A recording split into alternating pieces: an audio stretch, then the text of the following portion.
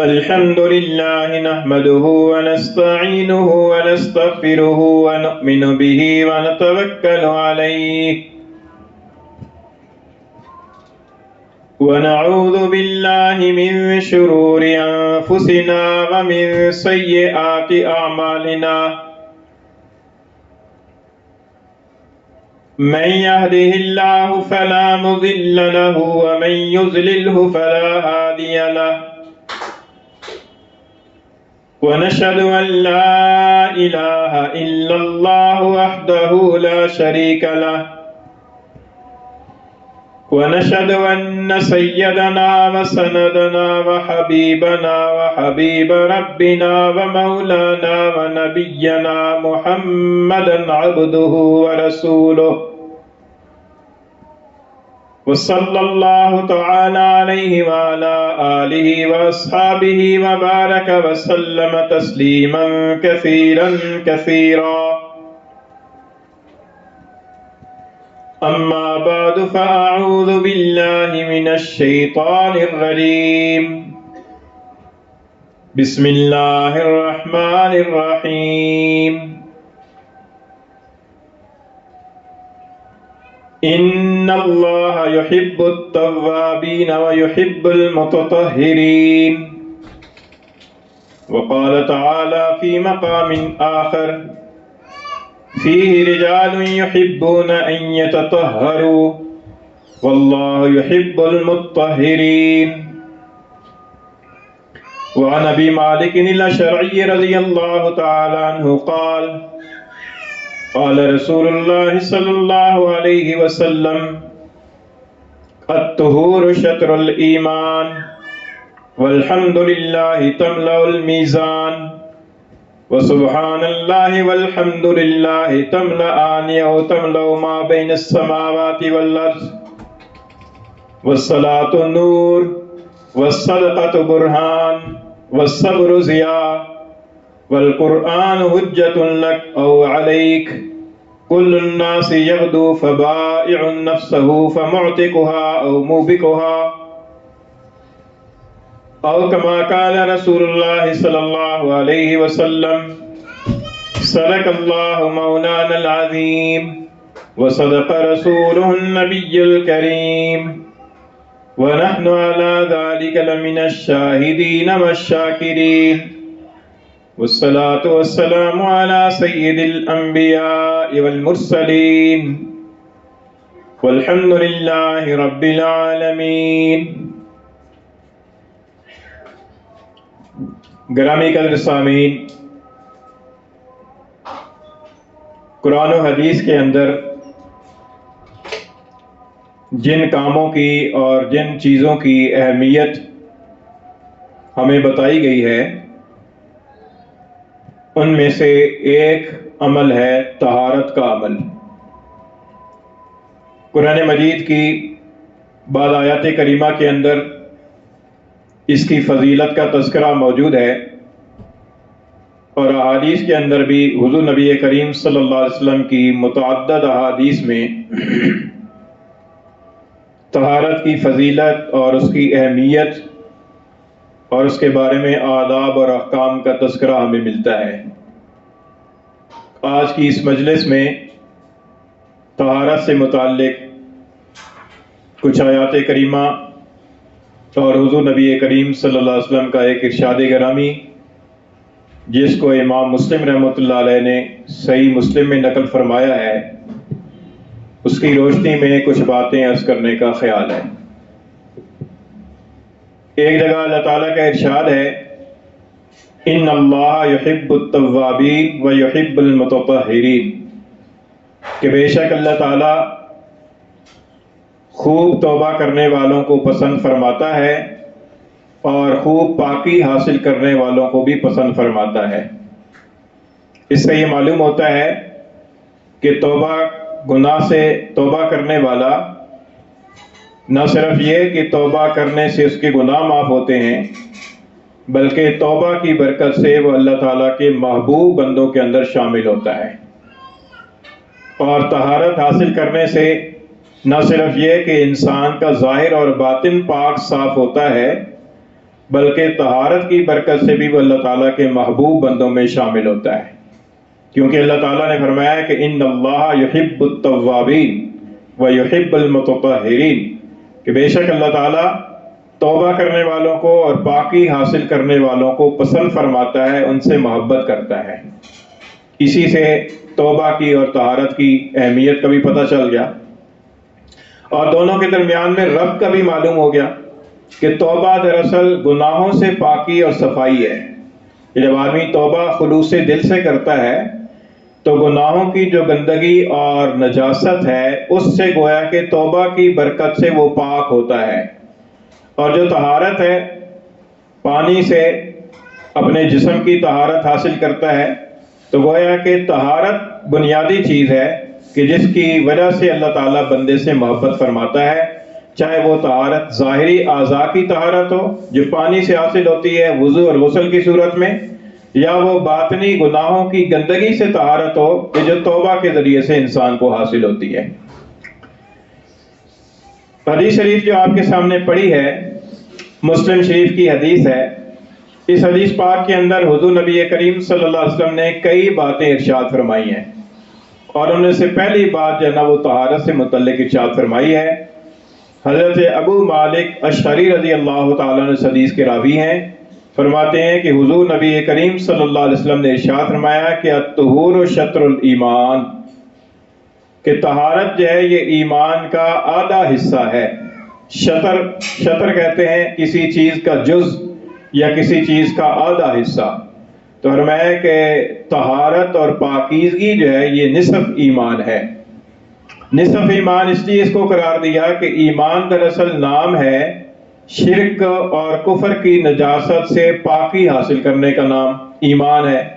اللہ تعالیٰ کا ارشاد ہے کہ انما المشرکون نجس فلا یقربوا المسجد الحرام، فرمایا کہ یہ جو مشرک ہیں یہ دراصل نجس ہیں۔ تو ظاہر ہے کہ کسی انسان کا چاہے وہ کافر ہی کیوں نہ ہو، اس کا ظاہری جسم تو ناپاک نہیں ہوتا جب تک کہ اس کے اوپر ناپاکی لگی ہوئی نہ ہو۔ تو ظاہری اعتبار سے تو کافر کا جسم بھی پاک ہے، لیکن اللہ تعالیٰ پھر بھی فرما رہے ہیں کہ مشرک ناپاک ہیں، تو یہ ناپاکی عقیدے والی ناپاکی ہے کہ وہ شرکیہ عقیدہ رکھتا ہے، کفریہ عقیدہ رکھتا ہے، اس وجہ سے مشرک ناپاک ہے۔ اور ایمان نام ہے شرک سے اور شرکیہ عقیدے سے توبہ کر کے توحید کی پر اور اللہ تعالیٰ کی ذات کی پر ایمان لانے کا، اور جب آدمی ایمان لاتا ہے تو تمام شرکیہ اور کفریہ عقائد سے توبہ کرتا ہے تو اس کا ایمان قبول ہوتا ہے۔ کوئی شرکیہ عقیدہ رکھتے ہوئے کوئی آدمی مومن نہیں ہو سکتا۔ تو جب آدمی مومن ہوا تو اس نے اپنے باطن کو، اپنے دل کو شرکیہ اور کفریہ عقائد سے پاک کر لیا۔ تو جب ایک باطنی پاکی اس نے حاصل کر لی تو طہارت کا ایک حصہ اس سے حاصل ہو گیا۔ اب وہ جو ظاہری اعتبار سے پاکی حاصل کرے گا، وضو کرے گا، غسل کرے گا اور اپنے اعضاء و جوارح کو گناہوں سے بچائے گا، تو یہ طہارت کا دوسرا حصہ حاصل ہو جائے گا۔ اس لیے فرمایا کہ الطہور شطر الایمان، کہ طہارت اور پاکیزگی جو ہے یہ ایمان کا نصف حصہ ہے۔ اسی سے اندازہ لگا لیجیے کہ طہارت کی کیا اہمیت ہے۔ طہارت جو ہے نا یہ صرف نماز کے لیے ضروری نہیں ہے، بلکہ طہارت اپنی ذات کے اندر بھی ایک اچھا عمل اور ایک اچھی عبادت ہے کہ جب انسان طہارت حاصل کرتا ہے تو اس کے نتیجے کے اندر اسے اللہ تعالیٰ کا قرب حاصل ہوتا ہے، اس کے گناہوں کا کفارہ ہوتا ہے۔ حدیث شریف کے اندر آتا ہے کہ جب آدمی وضو کرتا ہے تو وضو کی برکت سے، وضو کے پانی سے اس کے اعضاء و جوارح کے اندر جو گناہوں کی نجاست ہے وہ زائل ہو جاتی ہے، وہ دور ہو جاتی ہے، اس کے گناہ دھلتے ہیں اس وضو کے پانی کے ساتھ۔ تو نماز تو ابھی تک اس نے پڑھی نہیں ہے، ابھی تک وضو کر رہا ہے، لیکن وضو کی برکت سے اس کے گناہ معاف ہو رہے ہیں۔ تو ظاہر ہے کہ اس وضو کی برکت سے اس کی طبیعت کے اندر جو گناہوں کی ناپاکی تھی، اس ناپاکی کی وجہ سے جو انقباض تھا اور ایک ظلمت تھی، وضو کرنے کی برکت سے وہ ظلمت نورانیت کے ساتھ تبدیل ہوئی اور وہ انقباض انشراح کے ساتھ تبدیل ہوا۔ تو یہ وضو کی برکت ہے، طہارت حاصل کرنے کی برکت ہے۔ تو اس لیے طہارت اپنی ذات کے اندر بھی بہت اہمیت کا حامل ہے۔ اسی وجہ سے ہر وقت باوضو رہنا یہ بہت ہی قابل تحسین عمل ہے، اور یہ ہر وقت باوضو رہنے والا آدمی جو ہے یہ اللہ تعالیٰ کے ہاں گویا کہ ہر وقت اللہ تعالیٰ کے قرب میں رہتا ہے، جو ہر وقت باوضو رہتا ہے۔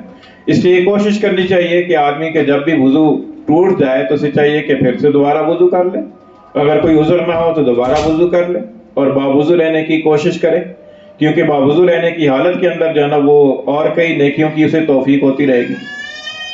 تو فرمایا کہ الطہور شطر الایمان، پہلی بات تو یہ ارشاد فرمائی۔ دوسری بات یہ فرمائی کہ والحمدللہ تملأ المیزان، کہ الحمدللہ اس کہنے کا اتنا زیادہ ثواب ہے کہ یہ میزان عمل کو بھر دیتا ہے۔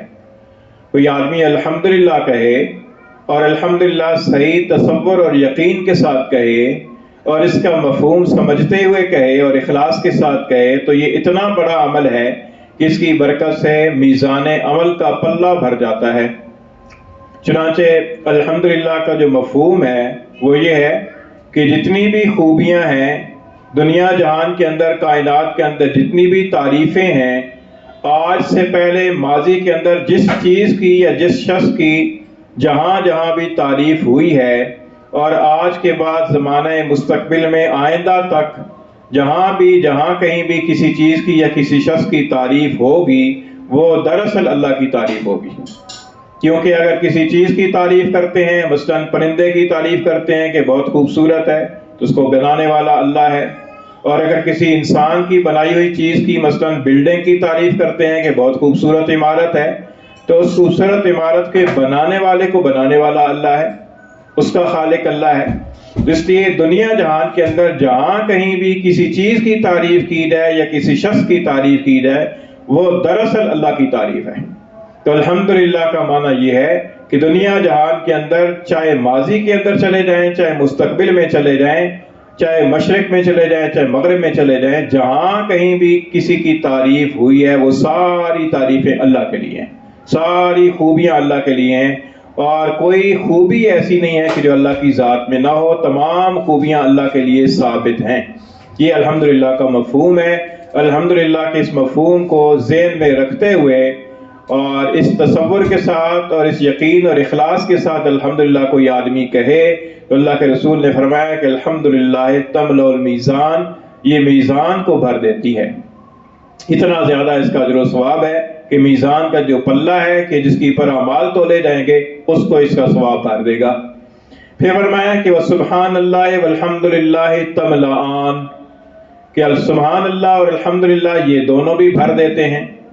اور تملأ ما بین السماوات والارض، یا تملأان کا لفظ فرمایا یا تملأ کا لفظ فرمایا، دونوں کا معنی ایک ہی ہے کہ یہ دونوں الفاظ جو ہے سبحان اللہ اور الحمدللہ بھر دیتے ہیں زمین و آسمان کے مابین کی فضا کو۔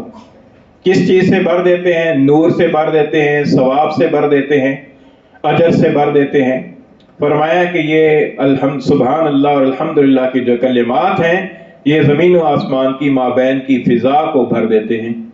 الحمدللہ کا مفہوم نے بھی آپ سے عرض کیا ہے، سبحان اللہ کا بھی ایک مفہوم ہے۔ سبحان اللہ کا مفہوم یہ ہے کہ اللہ تعالیٰ کی ذات ہر عیب سے، ہر برائی سے پاک اور منزہ ہے۔ کوئی خامی ایسی نہیں ہے، کوئی برائی ایسی نہیں ہے کہ جو اللہ کی ذات میں پائی جائے۔ اللہ تعالیٰ ہر عیب سے، ہر برائی سے، ہر خامی سے پاک ہے۔ تو فرمایا کہ یہ سبحان اللہ کا مفہوم ہے۔ اگر سبحان اللہ کے اس مفہوم کو اور الحمدللہ کے اس مفہوم کو سمجھ کر اس تصور اور یقین کے ساتھ اور اخلاص کے ساتھ کوئی آدمی کہے گا تو حضور نے فرمایا کہ زمین و آسمان کی مابین کی فضا کو یہ دونوں کلمے بھر دیں گے، یا تو اس کے نور سے بھر دیں گے یا ثواب سے بھر دیں گے۔ اتنے بڑے کلمات ہیں۔ پھر حضور نے ارشاد فرمایا کہ والصلاۃ نور، اور نماز نور ہے۔ نور کا معنی ہے روشنی، نماز نور ہے۔ اس کے کئی مفاہیم علماء کرام نے بیان فرمائے ہیں۔ ایک مفہوم یہ ہے کہ نماز نور ہے، جب آدمی نماز صحیح طریقے سے اور سلیقے سے پڑھتا ہے تو اللہ تعالیٰ کی طرف سے اسے ایک بصیرت عطا کی جاتی ہے کہ جس کے نتیجے کے اندر اس کے سامنے حلال اور حرام کی تمیز ہو جاتی ہے، جائز اور ناجائز کا فرق سامنے آ جاتا ہے، اور وہ جائز کو کرتا ہے اور ناجائز سے اپنے آپ کو بچاتا ہے، کیونکہ روشنی کا کام یہ ہوتا ہے کہ وہ راستے کے نشیب و فراز کو اور راستے کی جو پتھر اور ٹیلے ہیں ان چیزوں کو انسان کے سامنے واضح کر دے۔ یہ روشنی کا کام ہے۔ اندھیرا گھپ ہو گھپ اندھیرے کے اندر آدمی کسی ایسی جگہ پر چل رہا ہو کہ جس کو اس نے روشنی میں دیکھا ہوا نہ ہو تو انسان ہر قدم اٹھاتے ہوئے ڈرتا ہے کہ نہ معلوم آگے کوئی پتھر ہے یا آگے کوئی گڑھا ہے یا آگے کوئی مضر چیز ہے، کوئی کانٹا ہے، کوئی لکڑی ہے، کوئی اور چیز ہے۔ لیکن جب انسان کے پاس روشنی ہوتی ہے تو پورے اعتماد کے ساتھ انسان چلتا ہے۔ نماز نور ہے۔ جب انسان نماز پڑھنے کا پابند ہوتا ہے اور خشوع و خضوع کے ساتھ اور توجہ کے ساتھ اور دلچسپی کے ساتھ نماز پڑھتا ہے، اللہ تعالیٰ کی طرف سے اسے نور بصیرت عطا کیا جاتا ہے کہ جس کے نتیجے کے اندر اس کے سامنے ظاہر جائز اور ناجائز، حلال اور حرام سامنے آ جاتا ہے کہ یہ حلال ہے، یہ حرام ہے، یہ جائز ہے، یہ ناجائز ہے، یہ پاک ہے، یہ ناپاک ہے، اور اس کے لیے بچنا آسان ہو جاتا ہے۔ اللہ تعالیٰ کا ارشاد ہے ان الصلاۃ تنہی عن الفحشاء والمنکر، بے شک نماز بے حیائی کے کاموں سے اور برے کاموں سے روکتی ہے۔ کہ وہ اس کی وجہ یہی ہے کہ جب انسان کے پاس ایک لالٹین آ گئی، انسان کے پاس ایک ٹارچ آ گئی، انسان کے پاس ایک روشنی آ گئی، اس روشنی کے اندر اس کے لیے بھلے اور برے کی تمیز کرنا آسان ہو گیا اور پھر اس کے نتیجے کے اندر بچنا بھی آسان ہو جاتا ہے۔ اس اعتبار سے فرمایا کہ نماز نور ہے۔ دوسرا مفہوم اس کا یہ بیان فرمایا کہ نماز نور ہے، یعنی نماز انسان کے لیے قبر کے اندر نور کا باعث ہوگا۔ جب انسان قبر کے اندر جائے گا تو قبر کے اندر یہ ظاہری جو کمکمیں اور لائٹیں اور روشنیاں ہیں یہ تو وہاں ہوں گی نہیں اور نہ کام آئیں گی۔ وہاں پر جو روشنی کام آئے گی وہ نماز کی روشنی کام آئے گی، اعمال کی روشنی کام آئے گی۔ اور قبر ظلمت ہے، ظلمت کا گڑھا ہے، لیکن جب آدمی نماز کا پابند ہوگا تو جب مرے گا تو اس کی قبر کے اندر نماز کی برکت سے نور اور روشنی ہوگی، اور اندھیرے سے انسان فطری طور پر گھبراتا ہے اور روشنی کے اندر انسان چین اور سکون محسوس کرتا ہے۔ قبر کی روشنی جو ہے وہ نماز کے اندر رکھ دی گئی ہے۔ تیسرا مفہوم یہ بیان فرمایا گیا کہ قیامت کے دن جب پل صراط کے اوپر سے چلنا ہوگا اس وقت اہل ایمان کو نور عطا کیا جائے گا، یہ نماز وہاں پر نور کا باعث بنے گی، جس کے بارے میں اللہ تعالیٰ کا ارشاد ہے کہ نورہم یسعی بین ایدیہم، ان کا نور ان کے سامنے سامنے چل رہا ہوگا، وہ بایمانہم، اور ان کی دائیں طرف۔ اور یہی وہ نور ہے کہ جس سے منافق جو ہے نا محروم کر دیے جائیں گے اور ان سے کہا جائے گا کہ فَالْتَمِسُوا نورا، پیچھے جاؤ اور پیچھے جا کر نور تلاش کرو۔ وہ اہل ایمان کے نور میں ساتھ ساتھ چلنے کی کوشش کریں گے کہ جیسے دنیا کے اندر ایمان والوں کے ساتھ ملے جلے رہتے تھے لیکن ایک موقع آئے گا کہ وہاں پر ان کے اور اہل ایمان کے درمیان میں کوئی حائل اور رکاوٹ آ جائے گی جس کے نتیجے کے اندر وہ اندھیرے میں رہ جائیں گے اور ان سے کہا جائے گا کہ پیچھے جاؤ اور پیچھے جا کر روشنی تلاش کرو۔ یہ وہ نور ہوگا جو پل صراط پر انسان کو کام آئے گا جو انسان نماز کا پابند ہوگا۔ فرمایا کہ وَالصَّلَاةُ نور، نماز نور ہے۔ پھر فرمایا کہ وَالصَّدْقَةُ برہان، اور صدقہ برہان ہے۔ برہان کا معنی ہے دلیل، یعنی صدقہ دلیل ہے۔ کس چیز کی دلیل ہے؟ صدقہ دلیل ہے اس بات کی کہ آدمی کے اندر ایمان ہے۔ جو آدمی صدقہ دیتا ہے اپنے حلال کمائی میں سے اپنی رقم نکال کر اپنی خوش دلی کے ساتھ بغیر کسی معاوضے اور بغیر کسی شہرت کی لالچ کے کسی فقیر اور مستحق بندے کو دے دیتا ہے، یہ اس بات کی دلیل ہے کہ اس کے دل کے اندر ایمان ہے، ایمان بالغیب ہے، اور اسے اس بات کا ایمان ہے کہ ایک دن آئے گا کہ جس دن مجھے صدقے کا اجر و ثواب ملے گا۔ یہ اس کے ایماندار ہونے کی دلیل ہے۔ دوسرا مطلب اس کا یہ بتایا کہ جو آدمی صدقہ دیتا ہے تو اس بات کی دلیل ہے کہ اس کے دل کے اندر اللہ کی محبت ہے، کیونکہ مال انسان کو محبوب ہوتا ہے جب انسان اپنی محبوب چیز کو باوجود محبت کے کسی کے ہاتھ پر بغیر کسی عوض کے رکھ دیتا ہے، جس کا مطلب یہ ہے کہ اس کے دل کے اندر اللہ کی محبت ہے، مال کی محبت مغلوب ہے، تو یہ صدقہ اس کے لیے دلیل ہے۔ صدقہ تو برہان، صدقہ کے بھی بڑے فضائل ہیں، صدقہ بھی انسان کو دیتے رہنا چاہیے، اور صدقہ دینے سے انسان کی مصیبتیں اور بلائیں ٹلتی ہیں، بیماریوں کو شفا ملتی ہے، اور بھی بہت سارے فائدے ہوتے ہیں۔ پھر ارشاد فرمایا کہ والصبر ضیاء، اور صبر ضیاء ہے۔ ضیاء کا معنی بھی روشنی ہے، لیکن ضیاء اور نور میں فرق ہے۔ اللہ تعالیٰ نے ارشاد فرمایا کہ جعل الشمس ضیاء والقمر نورا، کہ اللہ تعالیٰ نے سورج کو ضیاء بنایا اور قمر کو نور بنایا۔ چاند بھی روشنی دیتا ہے، سورج بھی روشنی دیتا ہے، لیکن دونوں کی روشنی کے اندر زمین آسمان کا فرق ہے۔ تو اللہ تعالیٰ نے ایک کی روشنی کو ضیاء فرمایا اور دوسرے کی روشنی کو نور فرمایا. تو یہاں پر نماز کی روشنی کو اللہ تعالیٰ نے نور فرمایا اور دوسری جگہ چاند کی روشنی کو نور فرمایا. نور کے اندر ایک خنکی کا اور ایک لطافت کا احساس ہوتا ہے. نماز پڑھنا ایک ایسا لطیف عمل ہے، ایک ایسا پاکیزہ عمل ہے کہ جس کے نتیجے کے اندر انسان کو ایسی روشنی عطا ہوتی ہے کہ جو روشنی انسان کے لیے آنکھوں میں چبھنے والی نہیں ہوتی. اور صبر چونکہ مصائب پر ہوتا ہے اور مصائب کو برداشت کرنا یہ بہت جان جوکھوں کا کام ہے، بہت مجاہدے کا کام ہے. اس کے نتیجے کے اندر جو انسان کو روشنی آتی ہے وہ روشنی بھی تیز درجے کی روشنی اسے ملتی ہے، کیونکہ اس نے مجاہدہ زیادہ کیا ہے، اس نے محنت زیادہ کی ہے. اس کے نتیجے کے اندر اللہ تعالیٰ کی طرف سے اسے روشنی بھی قوی درجے کی عطا کی گئی. والصبر ضیاء، اور صبر ضیاء ہے، روشنی ہے. پھر صبر کے اندر مصائب کی پر صبر کرنا، اللہ تعالیٰ کے قضاء و قدر کے فیصلے پر راضی رہنا یہ بھی داخل ہے، اور اپنے آپ کو گناہوں سے اپنے آپ کو بچانا یہ بھی داخل ہے، اور نیک اعمال کی اوپر استقامت اختیار کرنا یہ بھی صبر میں داخل ہے. پھر ارشاد فرمایا ہے کہ والقرآن حجت لک او علیک، کہ قرآن تیرے لیے حق حجت ہے، تیرے حق میں حجت ہے یا تیرے خلاف حجت ہے. یعنی قرآن یا تو تیرے حق میں دلیل بن جائے گا قیامت کے دن، اور یا تیرے خلاف دلیل بن جائے گا. حق میں دلیل بن جائے، یہ اس آدمی کے حق میں دلیل بنے گا کہ جو قرآن مجید کی دنیا کے اندر تلاوت کرتا تھا، قرآن مجید کی آیات کریمہ میں تدبر کرتا تھا اور قرآن مجید کے احکام کی پر عمل کرتا تھا. قرآن مجید ایسے آدمی کے حق میں قیامت کے دن دلیل بن جائے گا، اور قیامت کے دن قرآن مجید ایسے آدمی کی طرف سے جھگڑا کرے گا اور اللہ تعالیٰ سے کہے گا کہ یا اللہ، اس نے مجھے تلاوت کیا تھا، مجھے پڑھا تھا، اس کو نجات دی جائے. تو قرآن مجید کی تلاوت کرنا، ہمارا قرآن مجید کے ساتھ جو تعلق ہے وہ بہت ہی کمزور درجے کا ہے. ہمارا قرآن مجید کے ساتھ تعلق بیگانگی والا ہے.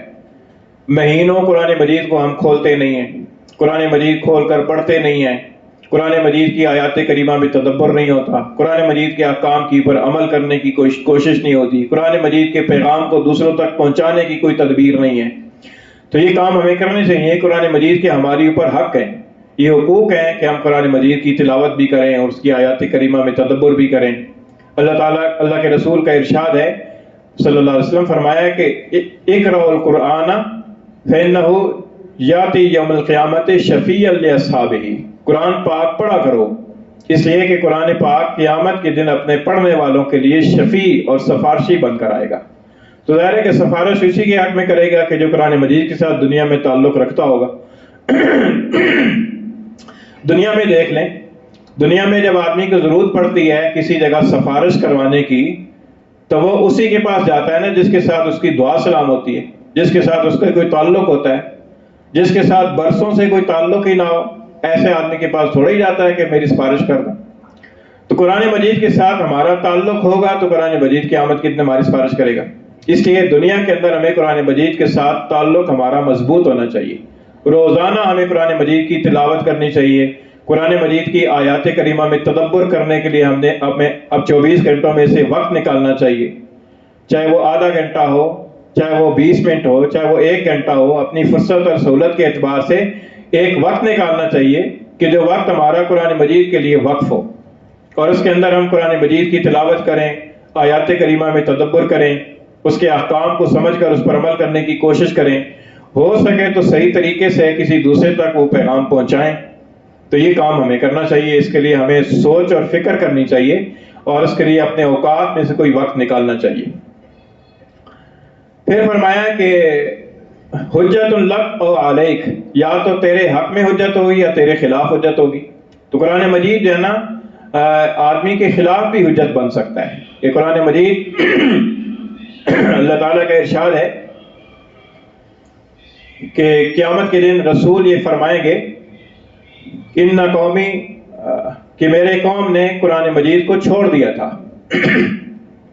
تو قیامت کے دن رسول یہ شکایت کریں گے. تو کہیں ایسا نہ ہو کہ ہم ان لوگوں کے اندر آ جائیں کہ جن کے بارے میں رسول اللہ تعالیٰ سے شکایت کریں کہ میری قوم نے قرآن کو چھوڑ دیا تھا، ایسا نہ ہو جائے. تو قرآن مجید کے جب آدمی کے خلاف حجت تب بنے گا کہ جب قرآن مجید کو آدمی پڑھے ہی نہ، قرآن مجید کی آیات میں غور فکر ہی نہ کرے، اور قرآن مجید کے ساتھ بس بیگانہ بن کر رہے، اور صرف جو ہے نا وہ چند خاص مواقع پر رسمی طور پر قرآن مجید کو استعمال کر لے۔ مثلا دلہن کی رخصتی ہو رہی ہے تو اس کے سر کے اوپر لے کر ساتھ چل رہے ہیں۔ یہ کہاں ہے قرآن میں یا حدیث میں کہ ایسا کریں؟ لیکن ہم نے رسم کے طور پر اس کو لیا ہوا ہے، اور اسی شادی کے اندر قرآن مجید کے کئی احکام کی خلاف ورزی بھی ہوگی، لیکن جب دلہن کی رخصتی کی باری آئے گی تو اس کے سر کے اوپر لے کر ساتھ چل رہے ہوں گے اور سمجھیں گے کہ ہم نے قرآن کا حق ادا کر دیا۔ قرآن مجید کے ساتھ ہمارا تعلق کیا ہے کہ جب کوئی ہمارا فوت ہو جائے گا تو تیجے دن یا چوتھے دن یا جمعرات کو بچوں کو بلا کر پڑھوا لیں گے، محلے والوں کو بلا کر۔ اس دن بھی خود پڑھنے کی توفیق نہیں ہوتی، مسجد کے بچوں کو بلا لیں، وہ پڑھ لیں، ختم کر لیں، کچھ کھلا پلا دیں، ایک رسم ہو جائے، تیجا ہو گیا ہے، باپ فوت ہوا تھا، جمعرات کر دی ہے، 40واں کر دی ہے، بس ہو گیا، ہم نے سمجھا قرآن مجید کا حق ادا ہو گیا۔ ہرگز ایسا نہیں ہے، قرآن مجید ان کاموں کے لیے نازل نہیں ہوا۔ قرآن مجید تو اللہ کا ایک میسج ہے، اللہ کا ایک پیغام ہے۔ اللہ نے اپنے بندوں کے نام، میرے نام، آپ کے نام، اللہ نے ایک پیغام نازل کیا ہے۔ پیغام کا سب سے پہلا حق یہ ہوتا ہے کہ اس پیغام کو سمجھا جائے۔ ہمارے پاس میسج آتے ہیں، موبائل کے اندر میسج ہر آدمی کے پاس آتے ہیں، سب سے پہلی کوشش یہ ہوتی ہے کہ یہ جس نے میسج بھیجا ہے اس کو سمجھے تو صحیح وہ کہہ کیا رہا ہے، پھر اس کے اوپر عمل کرنے کی باری آتی ہے۔ ہمارا تو حال یہ ہے کہ ہمیں قرآن مجید کو سمجھنے کی ضرورت ہی نہیں ہے، والعیاذ باللہ۔ تو یہ قرآن مجید اس کے خلاف حجت ہو جائے گا۔ پھر فرمایا کہ کل الناس یغدو، ہر آدمی صبح کرتا ہے، اور پھر وہ اپنے آپ کو یا تو بیچ لیتا ہے اور بیچ کر آزاد کرا لیتا ہے، اور یا اپنے آپ کو ہلاک کر لیتا ہے۔ یعنی روزانہ صبح کے وقت میں انسان کو سوچنا چاہیے کہ آج وہ اپنے اوقات کن کاموں میں صرف کر رہا ہے، اور شام کو حساب لینا چاہیے۔ اگر اس نے اپنے اوقات کو اللہ کی عبادت، اللہ کی یاد میں صرف کیا تو گویا اس نے اپنے آپ کو آزاد کرایا جہنم کے عذاب سے، اور اگر اس نے اپنے اوقات کو فضولیات اور لغویات اور گناہوں کے اندر صرف کیا تو گویا اس نے اپنے آپ کو ہلاک کیا۔ تو یہ روزانہ کی بنیاد پر ہمیں اپنا محاسبہ کرنا چاہیے۔